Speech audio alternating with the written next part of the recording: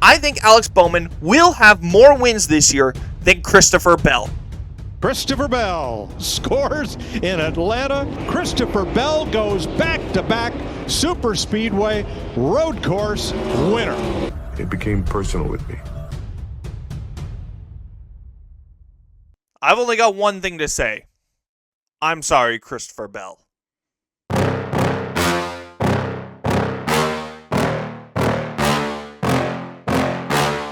Where do you go?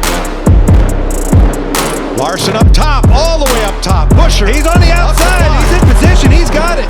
Jimmy Johnson through 3 and 4. Make room. Richard Petty and Dale Earnhardt. There's another 7-time champ. Jimmy Johnson wins his 7th NASCAR Sprint Cup Championship.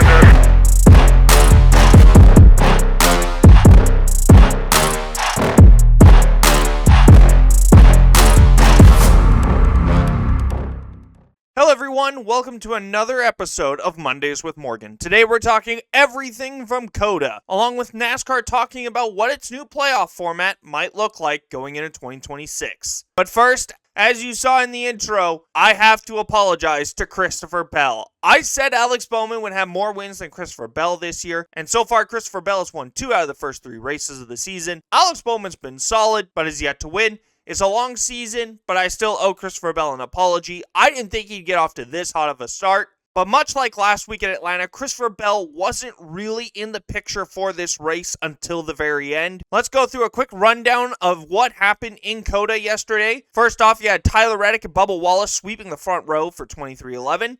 Then on lap 1, there was really almost 2 big crashes. We had obviously the human missile and the world's biggest hypocrite, Ross Chastain, just absolutely pile drive into Chase Elliott, took him out going into turn 1. But what many people aren't talking about is that Carson Hocevar almost turned Bubba Wallace right in front of the entire field as they got up through the gears. I was really shocked. I thought, oh no, here we go. Carson Hocevar wipes out the entire field to start COTA. Luckily, Wallace kept it under control. But Carson Hocevar just about had himself another controversial weekend. He was pretty quiet after that, though. Meanwhile, Bubba Wallace, he wins stage 1, but that wasn't without issue. He got a track limits violation. He had to do the Joker lap that they introduced this year, where he had to kind of take a stop and go up in turn 13 and 14. But he still got the stage win after staying out while everyone else was making end-of-stage pit stops. Ryan Preece wins stage 2. That stage, for the most part, pretty uneventful. There wasn't a ton to really discuss in that one. The only things that did happen were Kyle Larson lost his right front tire at the end of the stage. That probably means a 4-week suspension for Cliff Daniels will be announced here in the coming days. And that really took Shane Van Gisbergen out of contention for this race. He got shuffled back in traffic after making his pit stop, and he just never was able to recover from that. He still got a solid finish, but wasn't a contender like he was the first half of the race. But then the action really picked up in stage 3 when you had Daniel Suarez kind of spin on his own, but unfortunately he tags the rookie Connor Zilic. That was kind of a really bad luck for Trackhouse there. Both those cars were done for the day. And then you kind of had the build-up. It was Kyle Busch and Christopher Bell battling it out, coming to green flag pit stops. Kyle Busch pits first, then 2 laps later, Christopher Bell pits.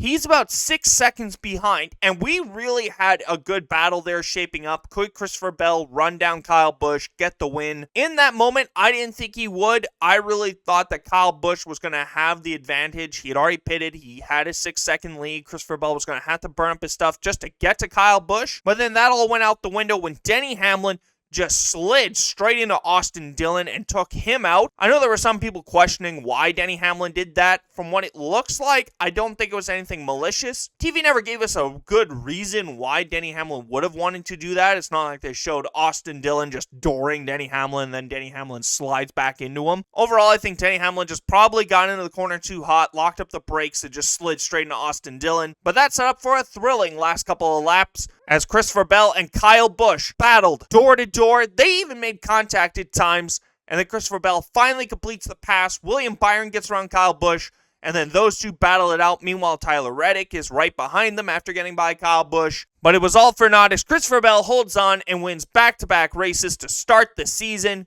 And that'll lead me into my first discussion question of the episode. Is Christopher Bell the championship favorite after winning back-to-back races? It's too early to say, but if you're going to ask me right now, absolutely. He's got all the momentum on his side. He's won at a super speedway. He's won at a road course. We know he's really good at mile and a halves. So I would say right now that Christopher Bell is probably the odds-on favorite to win the title this year. Now, I do think we will probably have more drivers put their name in as title contenders like Kyle Larson, like Ryan Blaney. William Byron's been a real title contender these first 3 weeks as well. I mean, if Christopher Bell isn't winning this race, it's probably William Byron, and then we're having the same discussion about William Byron, and then it's on the flip side that Christopher Bell has probably been the second most competitive car this year. So right now, my final four after 3 weeks is probably Christopher Bell, William Byron, Kyle Busch has been probably the third best car these first 3 weeks. Fourth driver, I'd say, is probably Tyler Reddick, but I think you could really make an argument for pretty much the entire field. Let me know who you think should be the final four after 3 weeks down in the comments below. But now let's look at the finishing results from COTA. Christopher Bell, as we mentioned, got the win. William Byron second. Tyler Reddick right on their heels. I really thought Tyler Reddick might steal this one as the laps wound down. Chase Elliott rebounds from getting just absolutely wiped out by Ross Chastain. He also had a broken toe link they had to fix early on in the race, so just a job well done there. Kyle Busch slips to fifth. Shane Van Gisbergen, as we mentioned, kind of got shuffled back into traffic during the Stage 2 cycle of pit stops. Chris Buescher quietly comes home seventh. Noah Gragson, a standout performance in eighth. Alex Bowman, my pick to win, was a complete no-show for the first two-thirds of the race. Then towards the end there, suddenly came to life. I think they got new tires, and that allowed them to drive up through the field. So a nice rebound there from what otherwise would have been just a horrendous day for the 48 team. Todd Gilliland gets a top 10 finish. Todd, much like Alex Bowman, was kind of just a no-show today, and then towards the end there just snuck in and got a solid finish. Mike McDowell, 11th. Nice to see that the road course prowess carries over to Spire. Ross Chastain, the biggest hypocrite, in 12th, followed by Carson Hocevar. Outside of that lap 1 issue, Carson Hocevar kind of kept it quiet, kept it clean. That was nice to see. Chase Briscoe gets 14th. Brad Keselowski, a really solid day in my opinion after I said that he probably wasn't even going to have a 1% chance to win this race. Justin Haley quietly in 16th. Riley Herbst, a nice 17th place for him. Ricky Stenhouse Jr. in 18th. Ryan Blaney 19th. Bubba Wallace rounds out your top 20. But those are your results from COTA. Overall, I thought this was a fantastic race. I feel like when they shortened this track down a mile, it really brought out kind of that more short track element that we're used to seeing out of NASCAR. But this track also, in a way, lost kind of that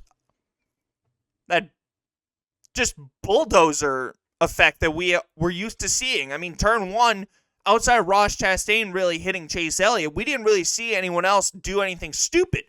Now, Christopher Bell almost did do something stupid when he tried to dive bomb Kyle Busch. Absolutely missed that corner. I thought he was going to take both of them out in that point, but he kept it going. Everyone raced pretty cleanly with each other for the most part. This next gen car is starting to find itself on road courses, which is really nice to see because this kind of was built with short tracks and road courses in mind. So it's nice to see that it's starting to show that in the on-track performance. And the final laps were just pure racing cinema between Kyle Busch, Tyler Reddick, Christopher Bell, and William Byron. Overall, I'm going to give this race a 9 out of 10. Let me know what you thought about yesterday's race at COTA down in the comments below and what you would rate it out of 10. And that'll wrap it up for this week's episode of Mondays with Morgan. I want to thank you all for tuning in. Make sure you like this video and subscribe so you never miss an episode. We also upload things like my power rankings going into the weekend, my preview, who I think can win and who can't win each and every single week.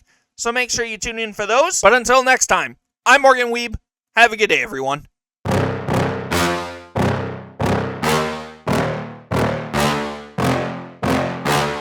Where do you go? Larson up top, all the way up top. Buescher, he's on the outside. He's in position. He's got it. Jimmy Johnson through 3 and 4. Make room. Richard Petty and Dale Earnhardt.